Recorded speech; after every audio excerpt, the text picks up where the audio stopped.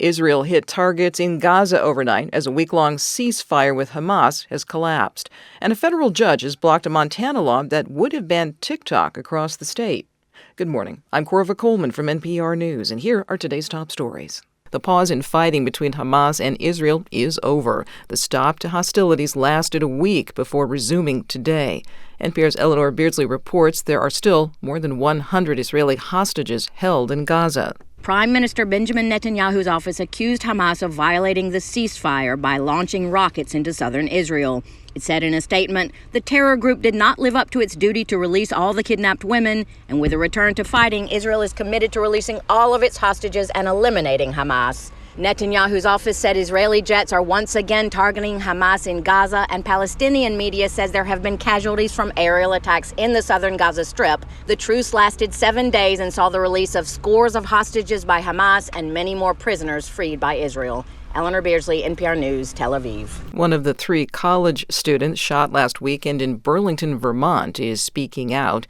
Kenan Abdelhamid is a pre-med student. He and 2 friends are of Palestinian descent. They were walking when a man opened fire on them.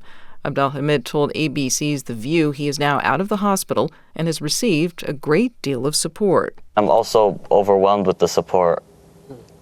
I didn't expect a story about a Palestinian being shot to go this far and wide, so I'm definitely extremely grateful for that. A suspect has been charged with attempted murder in Vermont. The FBI is investigating whether the shooting was a hate crime. The House of Representatives is expected to vote this morning on whether to expel New York Republican Congressman George Santos. He is accused of nearly 24 federal corruption charges.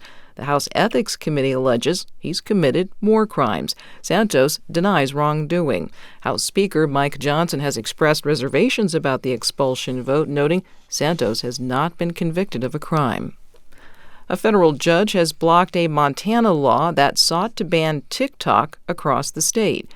As NPR's Bobby Allen reports, it was the first state law that attempted to completely restrict the Chinese-owned video app.